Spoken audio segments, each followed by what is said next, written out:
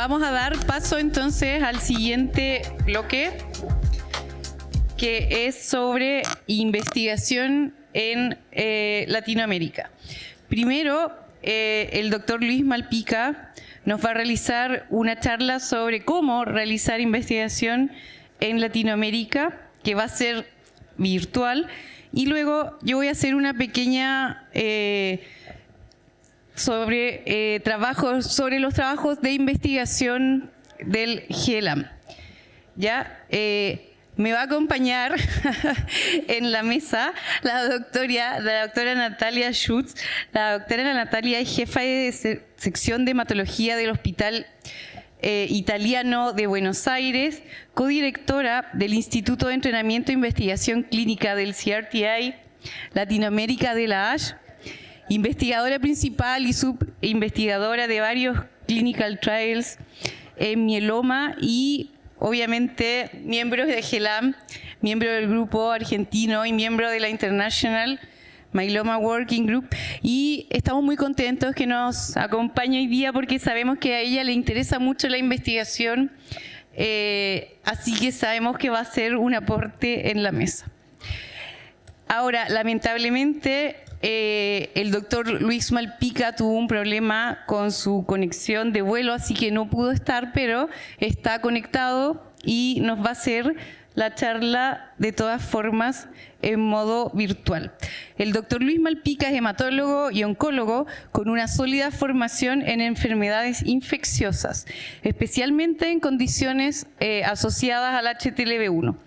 Su trabajo incluyó trabajos de estudios pioneros en terapias innovadoras para la leucemia linfoma T del adulto, lo que le ha valido muchos premios internacionales.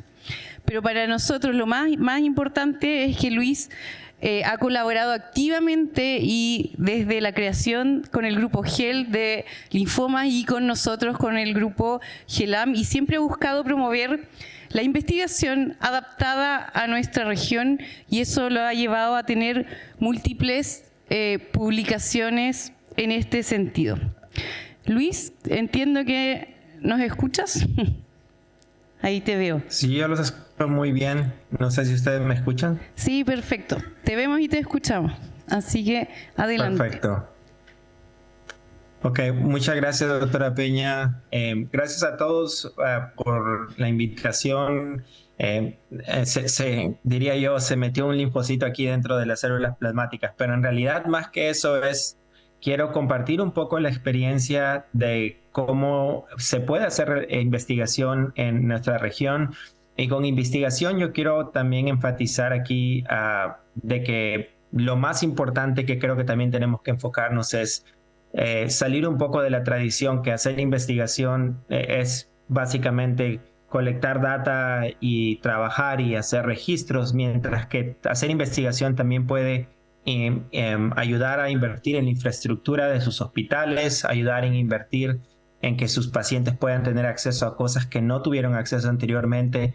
Todo eso es posible y le voy a comentar un poco cómo lo estamos haciendo en linfoma, porque me gustaría realmente también en algún momento, y por eso me apena no estar ahí en personas, en continuar haciéndolo en otras enfermedades hematológicas, y les voy a dar algunos ejemplos de algo que estamos haciendo en mieloma y que estamos haciendo en leucemia. Nuevamente, muchas gracias a todos y voy a empezar ahora mi charla. No tengo ningún conflicto de interés. Lo primero que quiero empezar es diciéndoles cómo es que yo veía investigación hace 10 años, cuando realmente estaba todavía en la escuela de medicina y no tenía muy claro cómo era investigación para Latinoamérica, especialmente porque todos los artículos que yo leía realmente eran de Estados Unidos o países desarrollados en Europa. Entonces, una de las cosas que yo me acuerdo venía con una preconcepción era que no podíamos competir con investigadores de países de altos recursos. Eso porque pensaba que Latinoamérica era muy limitado los fondos, asumía que investigación no iba a tener un impacto fuerte en Latinoamérica y por lo tanto no iba a ser publicado en journals de alto impacto. Tenía la percepción también que debido a los avances tecnológicos que habían y las metodologías que no teníamos acceso, eso limitaba mucho qué tanto podíamos investigar en cáncer.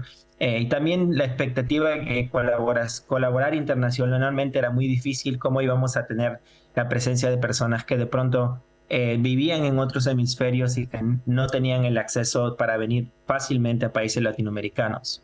Dentro de esa línea también había una concepción de que los hallazgos, como si es que encuentro algo en Latinoamérica, cómo eso se puede traducir globalmente. Y lo otro es que las oportunidades en ese momento, ya vamos a hablar un poco de algunos programas que hay, pero que cómo podría ser yo tener mentoría de alguien que me pueda ayudar y me pueda hacer entender cómo son las oportunidades afuera. Y una de las cosas que voy a discutir aquí también es cómo podemos aplicar para fondos internacionales que puedan ayudar a que seamos competitivos. Y lo más importante también es si podemos ser innovadores a pesar de tener los recursos que tenemos. Para poder disolver eso, voy a un poquito hablar de lo que yo hago.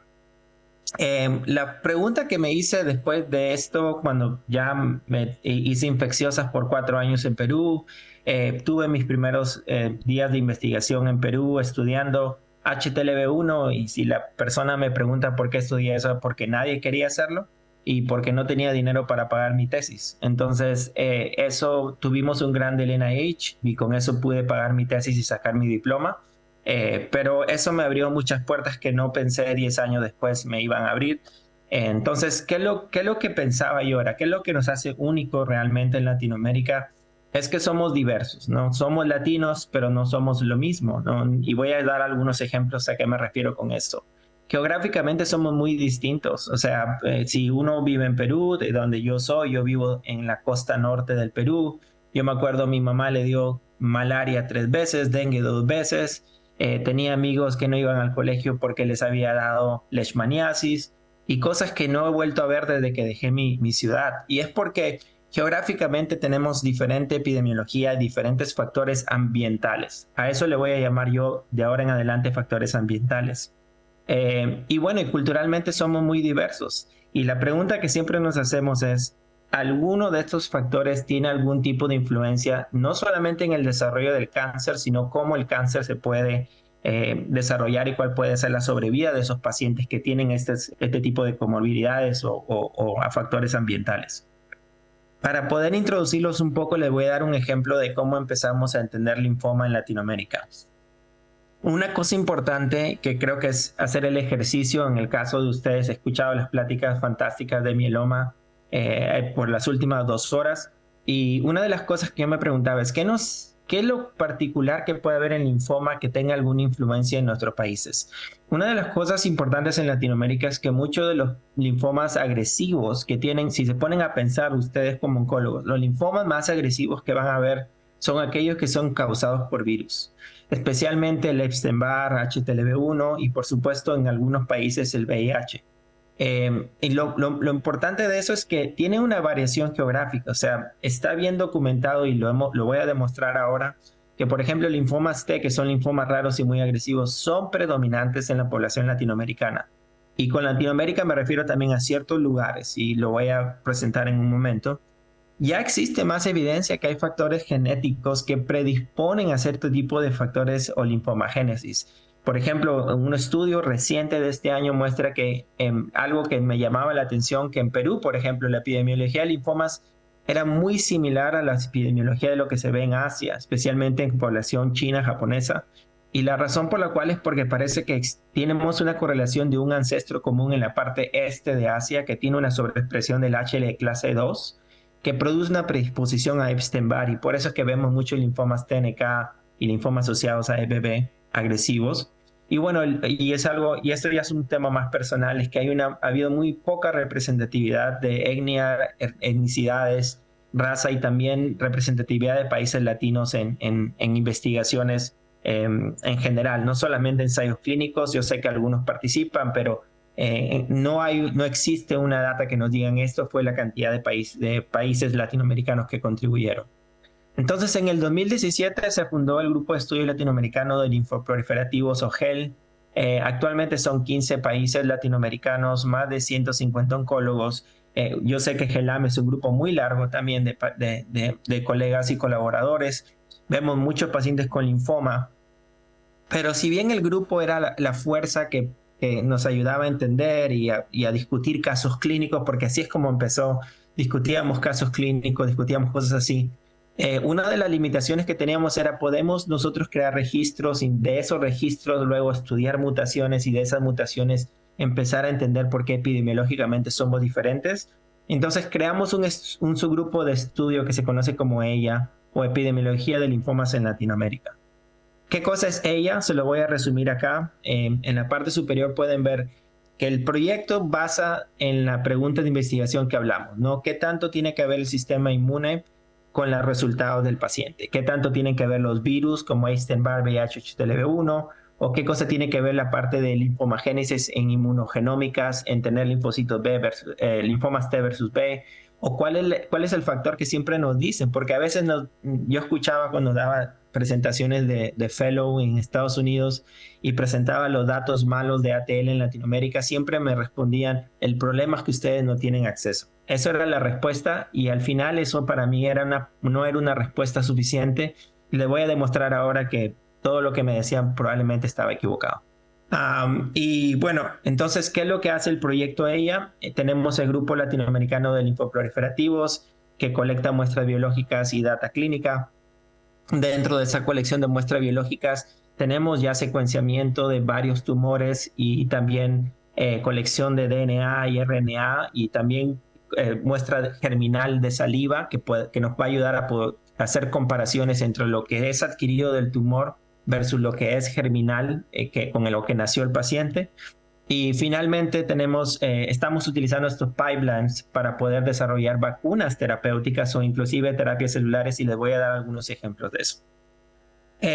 Una de las enfermedades, y eso es un sesgo que yo me interesé, fue HTLV1, lo vengo haciendo, como dije, desde que era estudiante de medicina hasta ahora.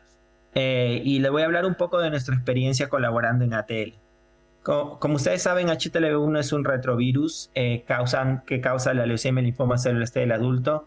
En el 2019 decidimos entender un poco más después que vimos que los resultados de los pacientes eran muy malos con terapias estándar y tuvimos 4 centros en los Estados Unidos, 14 centros en Latinoamérica y 9 centros en Japón, tratando de entender juntos qué es lo que pasa con ATL. Como les comenté anteriormente, la respuesta que siempre recibía de ATL en Latinoamérica es que nos iba mal porque teníamos poco dinero, pero como ven aquí en las curvas en la izquierda, todos mueren igual. Vivas en Japón, vivas en Estados Unidos, vivas en el Caribe o en Latinoamérica, los resultados son lo mismo. Entonces la pregunta de investigación que viene acá no es un factor socioeconómico, probablemente sea un factor biológico, sea un factor que la enfermedad es agresiva donde sea que vivas en el hemisferio. Y para eso aplicamos para nuestro primer gran como grupo, que fue explicar en el Instituto Nacional de Cáncer de Estados Unidos, podemos colectar tumores, podemos colectar muestras para poder entender un poco más la biología. Un ejercicio muy similar pasó hace poco, donde quisimos entender los linfomas T periféricos porque no entendíamos bien, y nunca me voy a olvidar en una conferencia hablando de esto, que un colega muy estimado de Argentina levantó la mano y dijo, yo no sé si me considero hispano, me considero latino o me considero europeo, porque toda mi descendencia es europea. Y eso es una buena observación, porque al final lo que queremos aprender es cómo influencia nuestros ancestros en lo que vemos. Y esto fue un estudio grande colaborativo entre el Proyecto Internacional de Linfomas T, el Proyecto de Linfomas T de Brasil y el Grupo GEL, donde todos juntos vinimos y dijimos, podemos caracterizar en escala grande la epidemiología de los linfomas T y en realidad lo hicimos.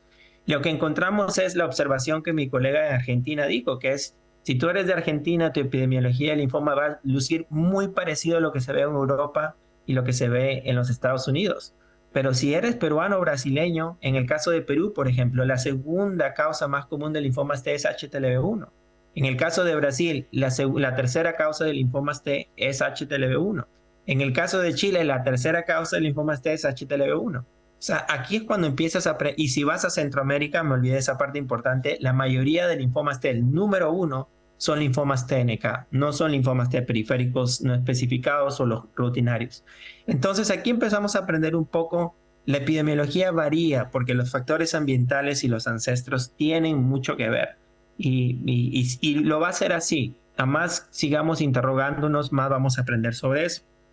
Y lo que les voy a enseñar es, ok, ya construimos la data, ya construimos todo esto, ¿qué es lo que vas a hacer lo siguiente? Porque el ejercicio que quiero presentar aquí es cómo podemos generar recursos e infraestructura. Hay muchas formas de colaborar y le voy a dar ejemplos de ese tipo de colaboraciones.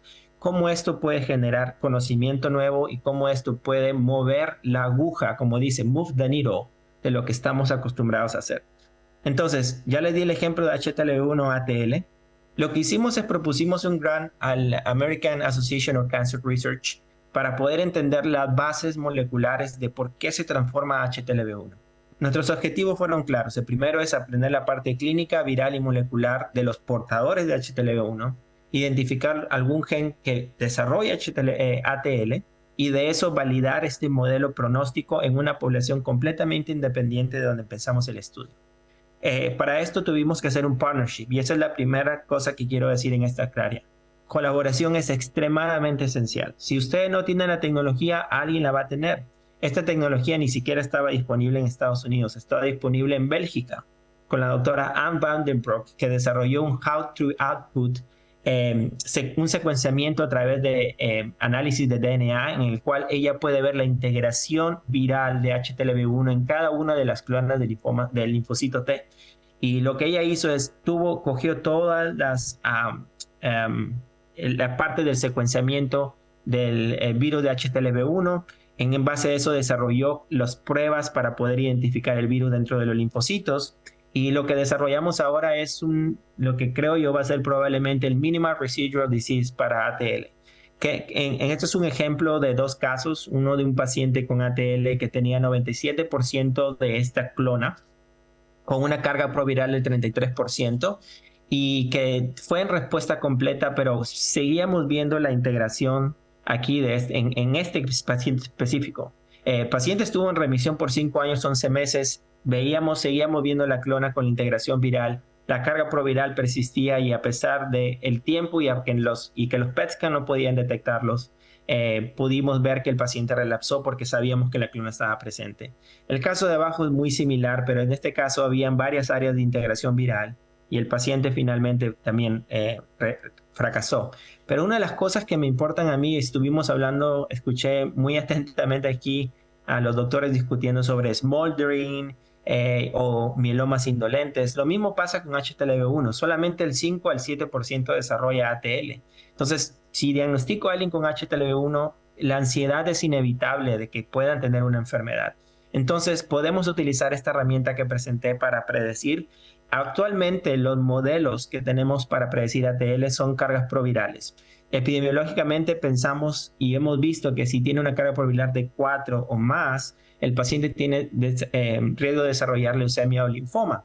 Sin embargo, hay muchos falsos positivos. Les doy un ejemplo aquí.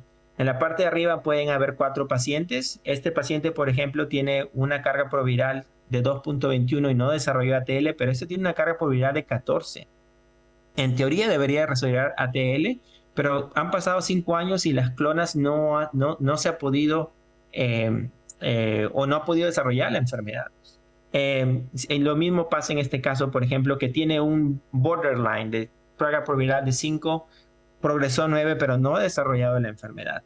Con el modelo diagnóstico que le estamos mencionando hasta ahora, hemos podido casi tener un 0% de falsos positivos. No creo que sea perfecto, pero les doy un ejemplo aquí. Este paciente tenía una carga proviral de 1, pero miren la clona. O sea, pudimos encontrar la integración viral dentro del linfocito T y el paciente eventualmente desarrolló la enfermedad. Entonces, les estoy dando 2 ejemplos de cosas que no existen, que se pudieron desarrollar con pacientes latinoamericanos y en base a datos latinoamericanos. Ahora, un ejemplo que podría ir con lo del pacientes con linfomas T. Entonces, yo les enseñé que todos los linfomas T tienen una epidemiología diferente. Entonces, lo que hice fue, me fui a SWOG y dije a SWOG, hey, los que no están familiarizados, yo creo que la mayoría de la audiencia lo va a estar.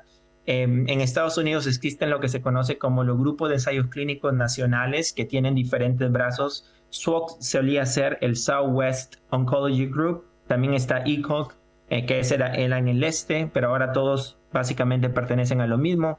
Y presenté esta data en abril de este año y les comenté que en Latinoamérica tenemos ciertos tipos de linfomas que en Estados Unidos no tienen tratamiento.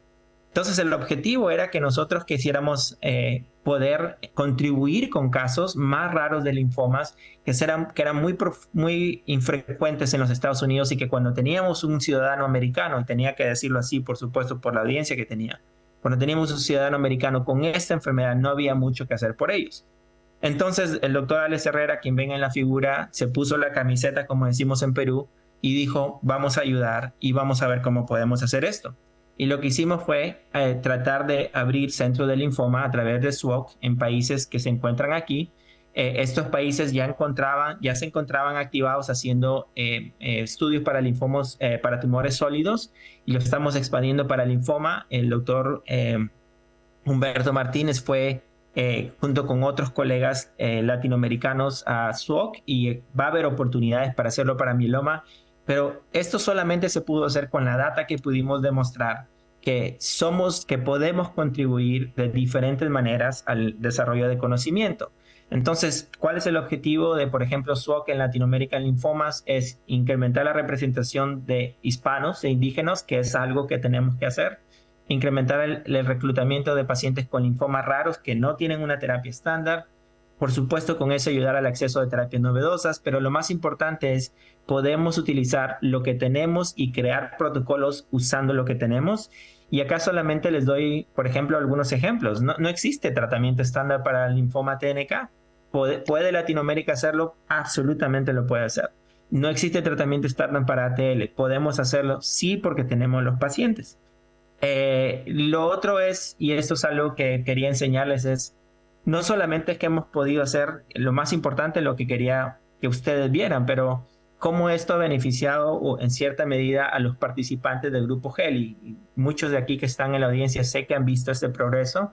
En el 2023, en realidad en el 2022 empezamos a tenerlo, pero quiero darle ejemplo. En los últimos 2 años hemos tenido presentaciones orales, póster, premios por los pósters, y hemos continuado en este año, y hemos tenido publicaciones de eso que al final nuevamente ayudan a que el investigador, especialmente los juniors, con eso quiero enfatizar aquí para muchos, consideren siempre a sus residentes, a sus fellows o a los recién graduados, porque al final ellos van a continuar lo que sea el legado que ustedes dejen en sus instituciones. Lo otro importante, y hay que ser muy honestos, sin dinero no se pueden hacer las cosas. Una de las cosas que me propuse hacer con el grupo es ganar dinero, tener dinero para poder comprar cosas, y tener dinero para inclusive hacer eventos como el que ustedes están teniendo ahora, y poder de eso ayudar. Y yo sé que el doctor Hidrobo está ahí, por ejemplo, que organizó un hermoso evento en Pereira este año, y él puede saber de que todos los invitados internacionales, la comitiva de GEL no tuvo que pagar el dinero para que vayan. Todo fue pagado por los propios investigadores y por los recursos que hemos podido obtener de todo el trabajo que hemos venido haciendo. Y eso es algo importante, cuando hay el espíritu de ayudar. Y yo, lo mismo me pasa conmigo.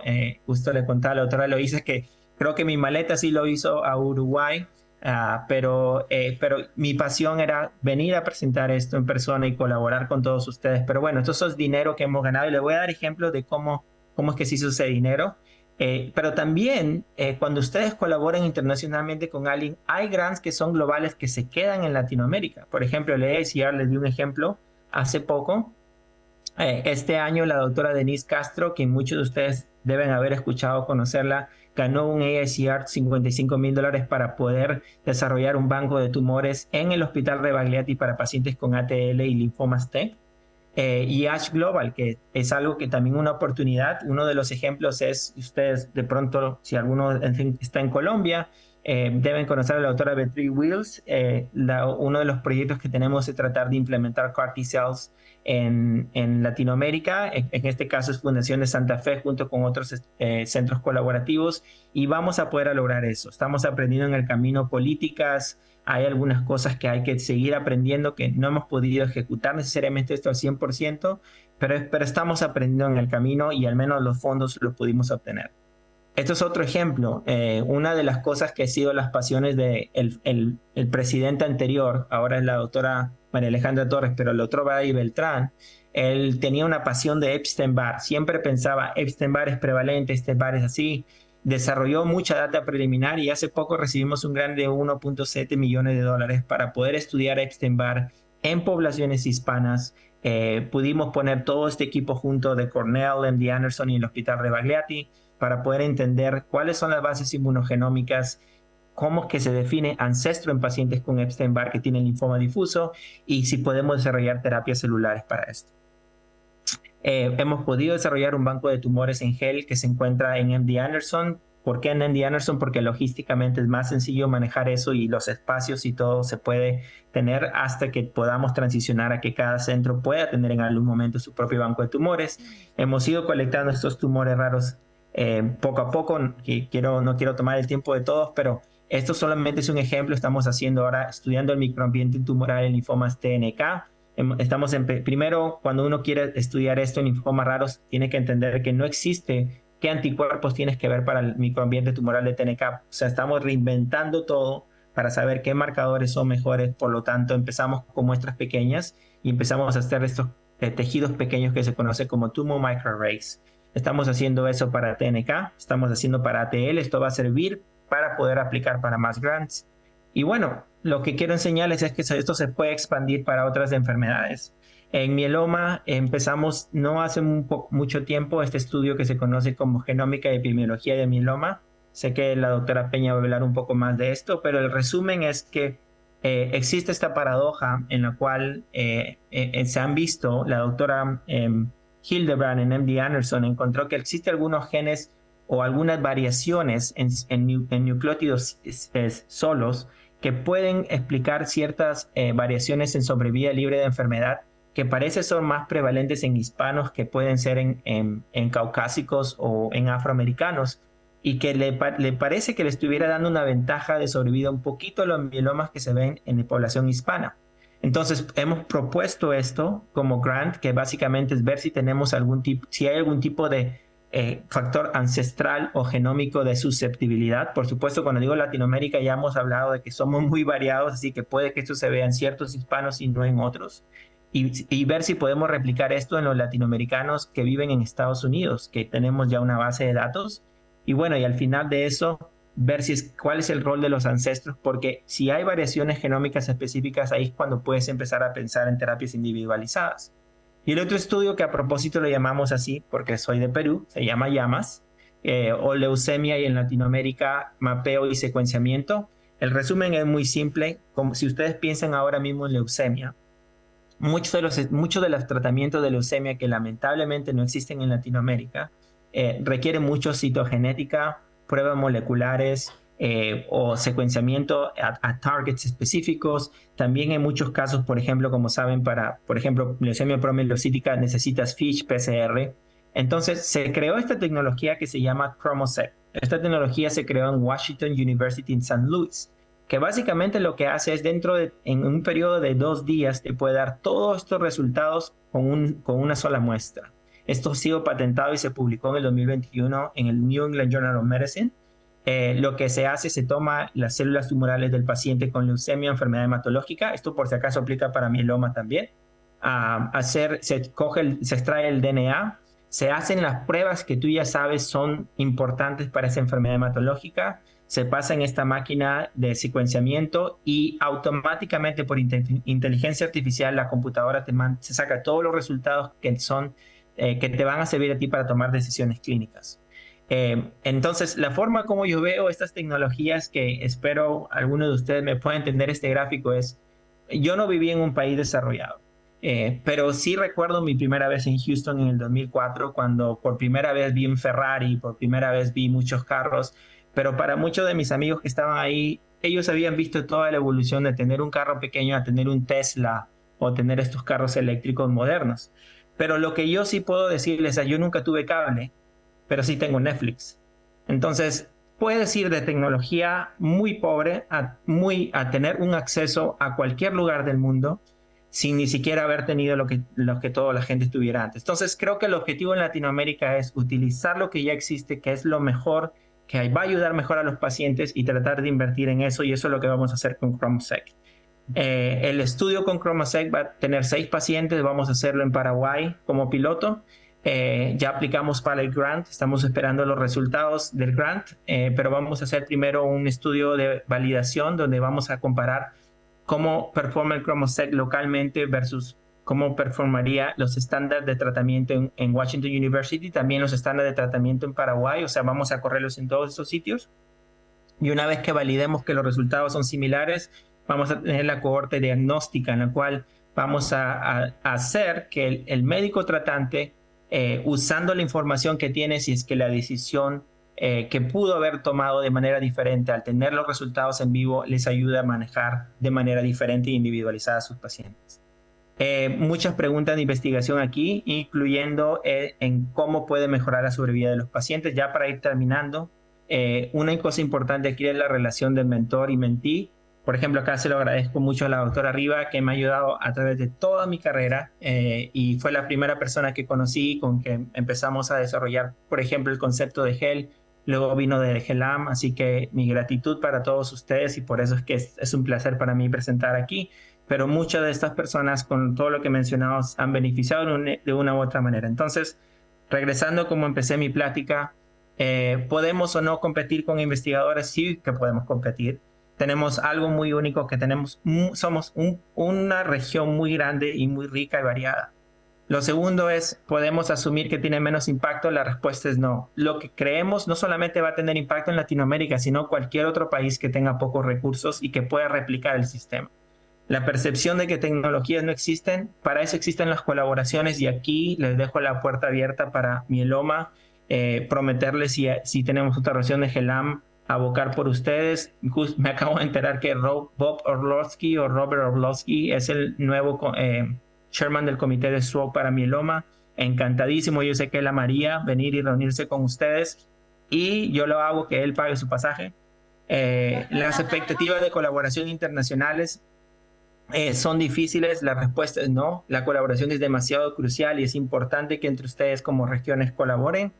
El que los hallazgos no pueden ser compartidos globalmente, no. Como mencioné, cualquier país que tenga los mismos recursos que nosotros va a apreciar eso. Mentoría, ahora existen muchos programas que sería muy feliz de darles mentoría para que apliquen a ASCO, a ASH, AACR. Escuché aquí, sé que la doctora Riva y la doctora Ferg son parte del ASH-CRTI de Latinoamérica. Ellos pueden ser su conexión para que puedan hacer esos cursos. La aplicación para grants no es difícil, lo que necesitamos es recursos para ayudarle y desde MD Anderson, por ejemplo, lo que yo proveo a GEL es toda la logística. Ellos no hacen nada más que lo que es investigación. En lo que es llenado de papeleos, enviar las cartas y todo eso lo preparamos nosotros y eso es algo que pueden tener ustedes acceso a que vayamos trabajando. Y por supuesto, innovación puede ser generada también en países como los nuestros. Quiero ir culminando simplemente diciendo que darles ejemplos de colaboraciones que creo que ustedes pueden haber cruzado, que me pasó a mí cuando yo estaba en entrenamiento. Yo creo que hay dos tipos de colaboraciones. La primera es cuando quieres escribir un manuscrito y quieres ejecutar un proyecto. Eso es completamente válido. Yo creo que es una colaboración usualmente corta y muy enfocada, ¿no? La coautoría y esa es probablemente la forma como uno empieza a conocer más al otro investigador y que vean que tienes la intención de querer hacer. Pero la investigación que a mí me gusta más y que creo que debemos promover más es la que te establece una infraestructura y una consistencia en tu país. Esa que te trae capacidad de construir, esa que te trae dinero para poder ejecutar cosas y que beneficien así a tus pacientes. Aplicación a grants, creo que si una persona viene a ustedes para colaborar y le dice, apliquemos para un grant, esa es una oportunidad que yo les aconsejaría no la pierdan, porque es muy única y porque va a tener un beneficio al ecosistema en general, a cómo manejamos investigación en la región. Sí les voy a dar algunos consejos porque he encontrado muchas cosas en mi carrera. Siempre definan la autoría. No esperen al último para ver quién trabajó más o menos, no. Porque al definir la autoría también tienen que darle la responsabilidad a esa persona. Tienen que decirle, ok, si tú vas a ser el primero, esto es lo que vas a tener que hacer. Es importante establecer los deadlines, cuándo se tiene que hacer eso para que no se pierdan las oportunidades. Comuníquense regularmente, porque yo sé que, y nos pasaba en GEL mucho, nos reuníamos juntos en Colombia, en Perú y todo eso, el momentum duraba 2-3 meses y luego se desaparecía. Continúen comunicándose, tengan reuniones regulares para discutir proyectos. También resuelvan conflictos. No tenemos que estar de acuerdo en todo. Yo recuerdo cuando empecé en GEL, este hospital no se hablaba de este hospital y este hospital no se hablaba, y tenía que ir a tocar puertas y decir, miren, podemos colaborar sin que siquiera se vean la cara si eso es lo que quieren. Pero al final todos llegamos a un acuerdo mientras que se daba la oportunidad a cada uno. Eso también es algo importante, que es, si uno colabora, tiene que tener crédito. Y eso es algo que a veces no pasa. Entonces, eso es lo que ayuda también a resolver conflictos. Cómo se va a compartir la data, los recursos que tienen disponibles y, por supuesto, es importante tener una estrategia de cómo se va a diseminar y publicar. Por ejemplo, desde hace 2 años, los investigadores seniors no presentan la data. Quienes lo presentan son los juniors o los residentes o los fellows, especialmente porque muchos de los premios son para fellows, residentes y para juniors que recién se han graduado. Entonces, en resumen, la investigación en Latinoamérica es factible y provee mucho conocimiento a nivel local y global. Las colaboraciones internacionales abren acceso a tecnologías y también a mentoría. El hacer el networking y reuniones como las que ustedes están generando establece estas colaboraciones. En países con recursos limitados también te ayuda a hacer ideas innovadoras únicas que van a servir a tu comunidad. En los grants internacionales y publicaciones de alto impacto sí son posibles si es que ustedes persisten en ese objetivo. Y bueno, no se olviden, como digo nuevamente y enfatizo acá, de sus estudiantes, de sus residentes, envuélvanlos en investigación de manera temprana. Quiero terminar agradeciendo a todos ustedes y bueno, mostrarle un par de fotos. Esta fue una en Cusco, donde llevé a mi jefe, que es el jefe de todo MD Anderson, que la pasó fenomenal. El único problema es que le dio hipoxia por la altura de Cusco, pero después de eso disfrutó mucho. Y esto fue de nuestra reunión de hace muy poquito en Pereira, donde el doctor Alex Herrera también tuvo una gran compañía con nuestros colegas latinoamericanos. Muchas gracias.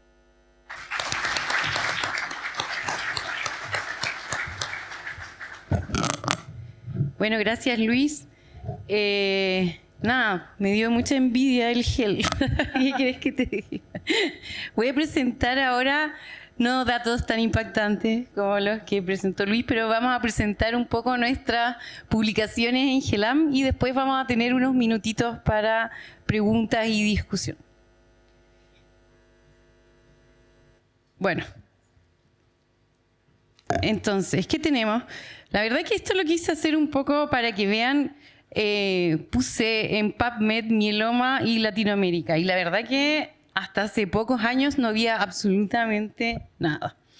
Empezamos un poco en el 2014 con una publicación, pero la verdad que se ve que ya la región se está moviendo, hemos tenido más cosas y tienen que pensar que nosotros el GELAM constituimos el 2018, por lo tanto me gusta pensar que quizás nosotros sí tuvimos algo que ver en el aumento de las publicaciones sobre mieloma en Latinoamérica. Y el 2020, obviamente por la pandemia, hubo un poco de disminución, pero luego la tendencia es hacia subir. Y desde el 2019 tenemos 10 publicaciones y la verdad que las quiero comentar brevemente. Ya esto es una charla bien cortita. La primera que hicimos fue el 2019 en que vimos las características de las gamapatías de significado renal, que saben que es un tema que me gusta mucho y que lo disfruté mucho. Juntamos a hartos pacientes. En ese tiempo todavía no se hablaba tanto como ahora de esta patología y encontramos que la más común fue la glomerulonefritis proliferativa, no la amiloidosis como en otros estudios, que tuvimos mucho más diálisis en estos pacientes que lo descrito, y que un tratamiento precoz antes de los 3 meses se asoció a una mejor sobrevida renal en el fondo. ¿Ya? Y eso fue como el resumen de lo que encontramos. El 2020, plena pandemia, nos juntamos y hicimos este consenso del GELAM para el manejo de mieloma en COVID, que la verdad que tuvo más bien un objetivo de brindar orientación juntamos más o menos la evidencia que había hasta en ese momento, porque acuérdense que nadie sabía mucho nada. Y la verdad que ese fue el objetivo de este consenso y lo publicamos en la revista colombiana.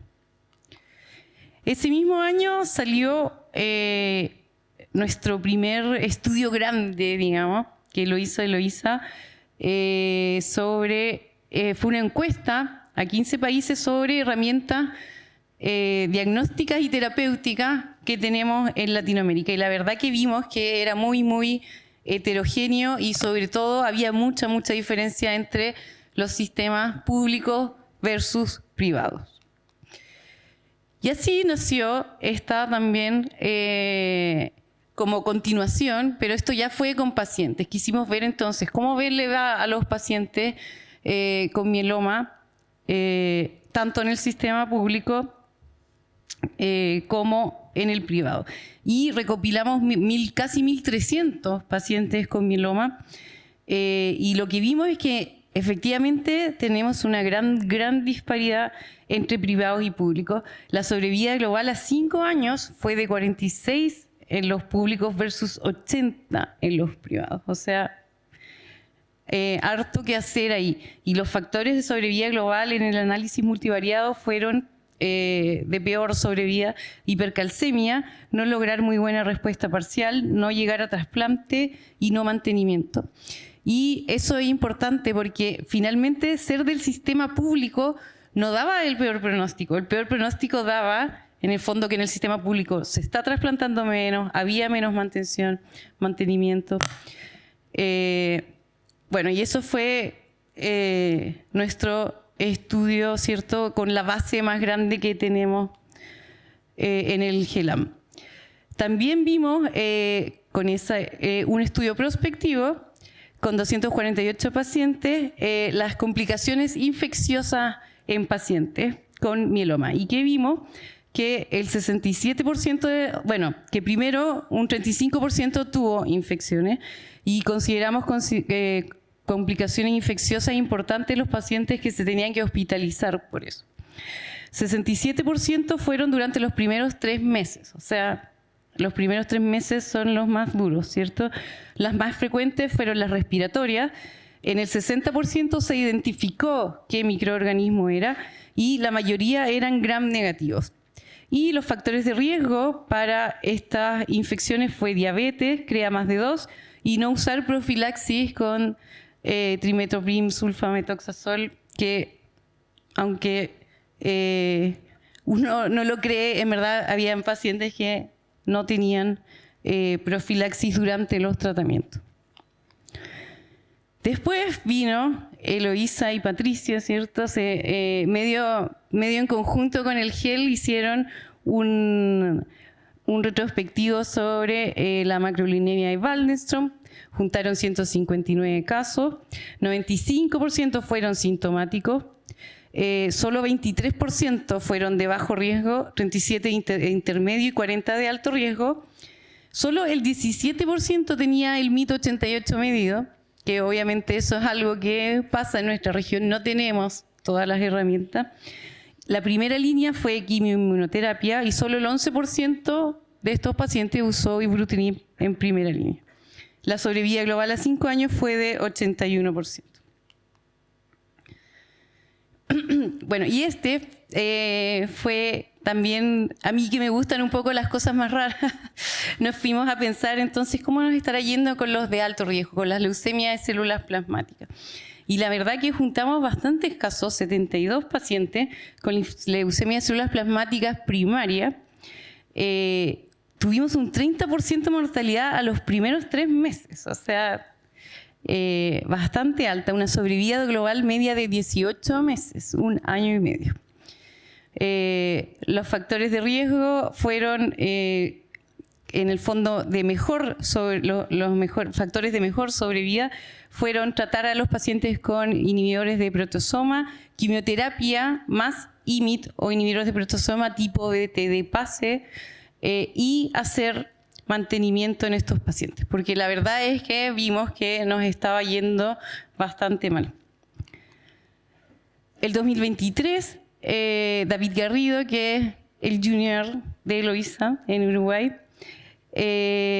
hizo este subanálisis de nuestros pacientes, la misma base que teníamos, ¿cierto? Pero hizo el subanálisis de los riesgos citogenéticos. De los 1.300 pacientes, solo 410, o sea, el 30% tuvieron FIT, lo que ya habla, ¿cierto?, de lo mismo, tenemos que mejorar. El 14% de ellos tuvo alteraciones citogenéticas, el 61% fue 17P, el 25% 414 y el resto más raro, lo que fue más o menos similar a otros estudios. Luego, Humberto Martínez, que siempre le interesaba ver a los mielomas más jóvenes cómo le iba, también de la base retrospectiva con 1.300 pacientes, buscó cómo nos iba con los pacientes menores de 40, porque siempre hay la idea de que estamos viendo pacientes mucho menores que en otras regiones.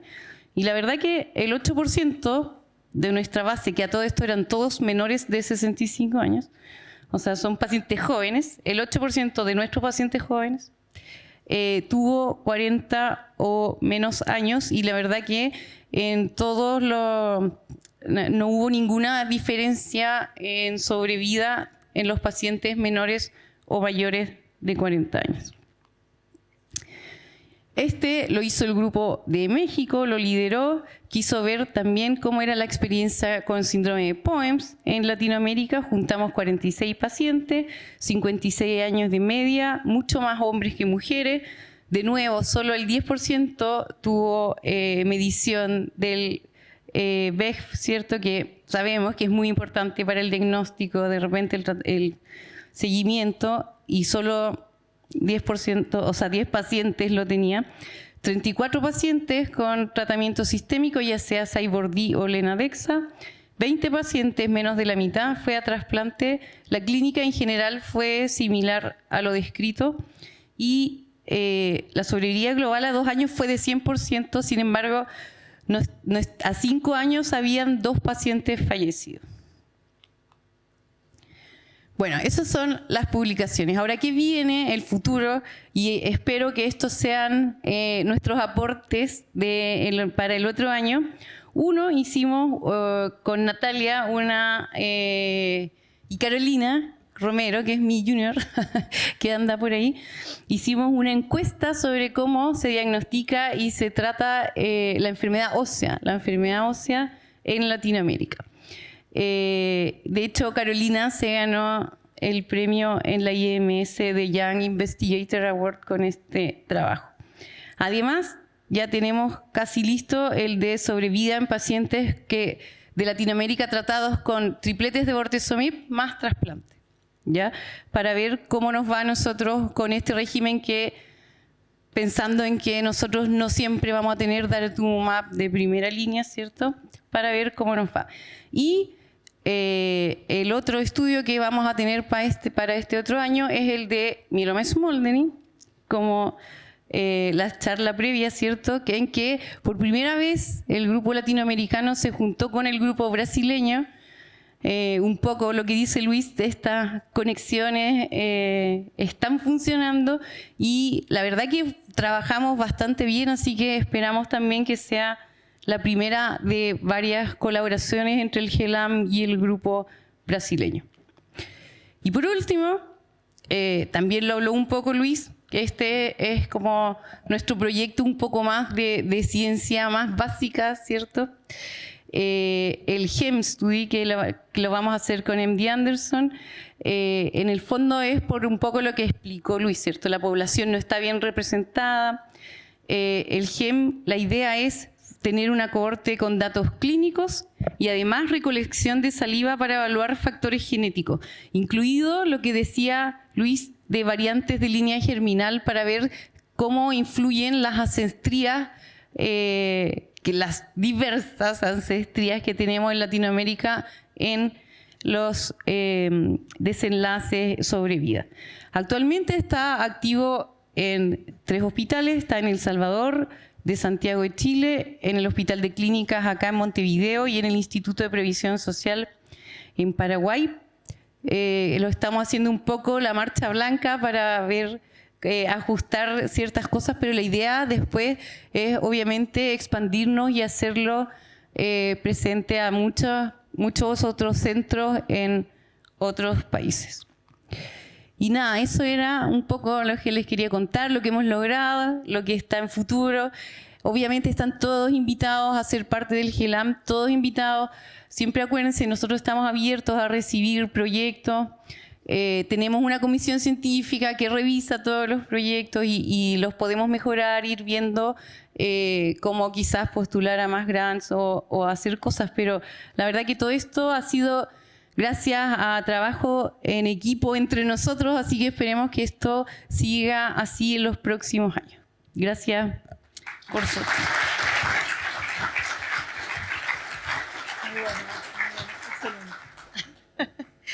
Bueno, Luis, ¿estás por ahí? Sí, aquí estoy. Bien. No sé si hay preguntas del público. O comentarios, claro.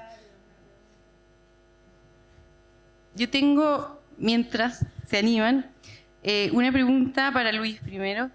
Es muy interesante, se me hace muy interesante esto de colaborar con centros más grandes, centros que están con tecnologías que nosotros no podemos acceder, ¿cierto? Nosotros tenemos los pacientes, ellos tienen la parte tecnológica y obviamente nos gustaría empezar a hacer más estudios de ciencia básica o translacional en el grupo. Pero se me hace difícil en el fondo pensar cómo hacerlo. ¿Cómo crees tú que debemos aproximarnos a estos centros grandes, siendo que no siempre conocemos a la gente, ¿cierto? ¿Cómo empezar el primer como acercamiento para comenzar a hablar sobre estudios con nosotros? Lo primero que voy a decir es que mucha de la tecnología que usan esos centros no lo desarrollaron esos centros. Siempre es una compañía detrás del centro. Por ejemplo, yo sé que para mieloma, y esto estuvimos hablando en SWOG, clonoSEQ es algo que se está pidiendo casi en todos los ensayos clínicos para ver enfermedad mínima residual. Bueno, la compañía no le pertenece a ninguna universidad. La compañía es la compañía. La pregunta es, ¿podría la compañía ser contactada por alguien de GELAM y decirles, podemos rentar tu maquinaria en unos cuantos países para poder ensayar, para poder ver cómo nos va aquí? A veces estas compañías lo hacen por gratis y ven que va a haber algún tipo de beneficio a futuro de lo que ellos pueden tener. Eso ha pasado en muchas cosas. Por ejemplo, hace poco hubo una compañía que me contactó porque han desarrollado una prueba rápida para HTLV1. Y le dije, ¿me puedes dar unos 500 para cada país para ver si funciona bien o no? Y a la semana 3 centros tuvieron la prueba rápida. Entonces, la pregunta es, creo que la pregunta sería más, si pudiera humildemente decirlo, es, ¿quién es el contacto que podría ayudar? Yo creo que al final van a ser las compañías. Lo mismo que las drogas, ¿no? Realmente en MD Anderson, inclusive, los ensayos clínicos que hacemos para muchos cánceres, yo diría que la mayoría del portafolio no vienen de MD Anderson, vienen de compañías farmacéuticas o compañías privadas. Entonces, yo creo que el contacto va a ser ese. Por ejemplo, en el caso de clonoSEQ, creo que muy brevemente lo mencioné durante una de las reuniones que tuvimos con ustedes. Voy a hablar con WatchU para ver si podemos de pronto escribir un grant, porque yo sé que en mieloma, menos en linfoma, pero en mieloma ya hay mucha la parte molecular, ayuda a estratificar al paciente en diferentes riesgos. Y clonoSEQ puede cubrir todo eso. Podríamos hacer un piloto en algunos lugares estratégicos. Y siempre digo estratégicos porque acuérdense que no nos podemos poner a hacer el primer estudio con el objetivo de que de pronto falle o que de pronto no pase lo que queremos que pase. Y por más, por ejemplo, que yo sea de Perú, a veces no escojo Perú porque yo sé que hay ciertas limitantes.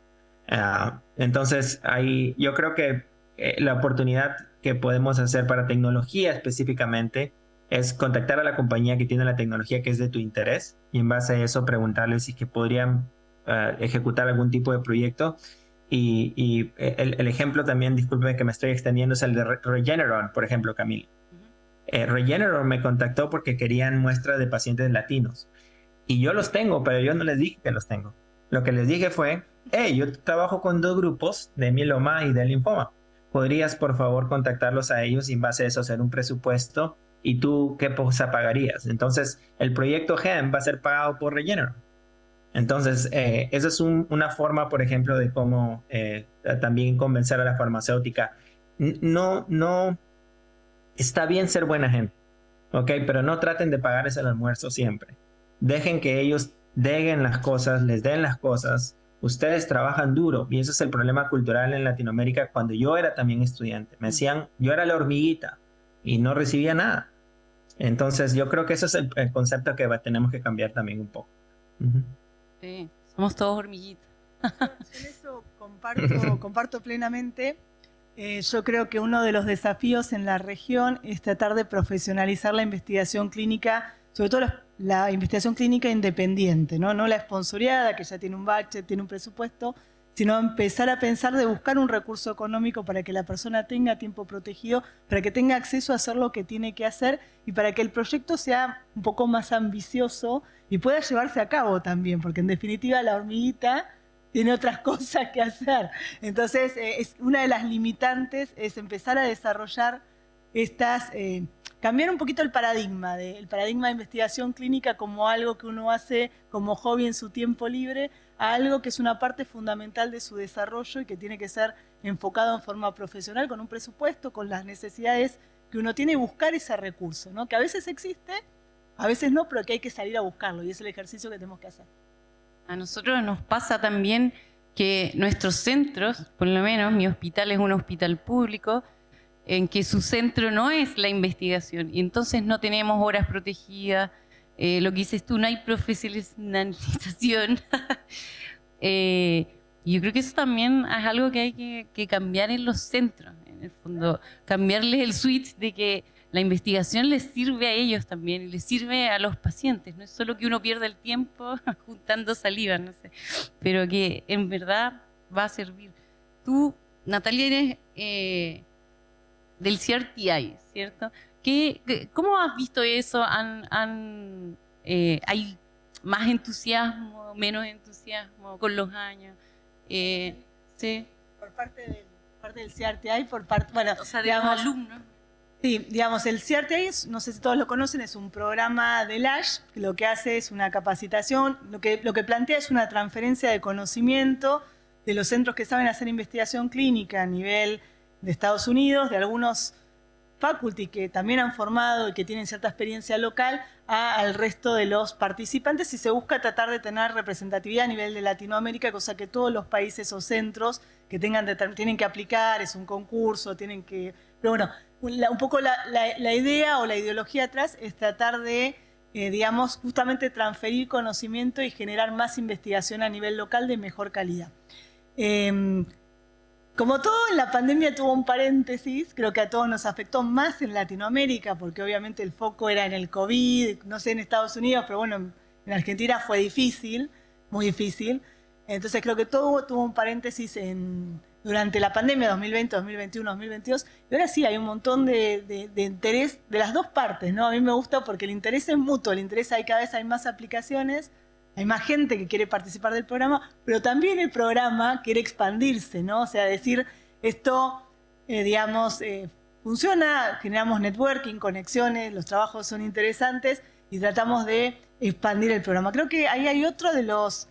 Esto también va para adentro, para mi hospital también, pero creo que una de las cosas que Latinoamérica está en falta es con las publicaciones.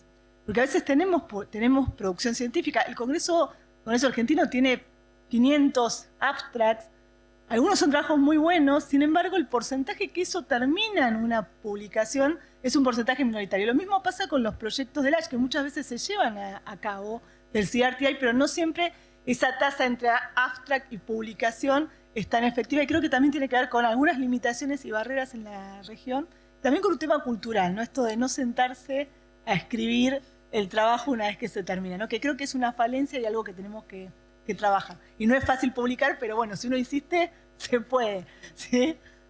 Y yo soy perseverante. Sí. ¿Puedo comentar en esa parte brevemente? Claro. Ese es un buen punto y yo le podría decir que hasta a mí me da flojera escribir y a pesar de que mi carrera se basa en eso, ¿no? Entonces lo que creamos, por ejemplo, en GELES tenemos un manuscript writer, un escritor de manuscritos que ayuda a que por ejemplo, lo principal hace el investigador es enfocarse un poquito en la introducción y en la discusión, pero el resto del writer escribe resultados, métodos, toda la parte importante que al final sé que nos van a juzgar, porque muchas veces el juzgar no es tanto la discusión en la introducción, es cómo llegaste a eso, cómo hiciste los métodos, cómo pusiste. Por ejemplo, la introducción grande, por ejemplo, Camila, en nuestro grupo fue Brian. Y conociste a Brian, cómo se siente y te va a decir cada cosa, y si algo está mal porque su mente es números, te lo va a decir a veces sin querer, te va a hacer sentir mal, pero al mismo tiempo, eso es el feedback que necesitamos. Entonces, la pregunta es, ¿se puede replicar algo así en GELAM? Absolutamente se puede.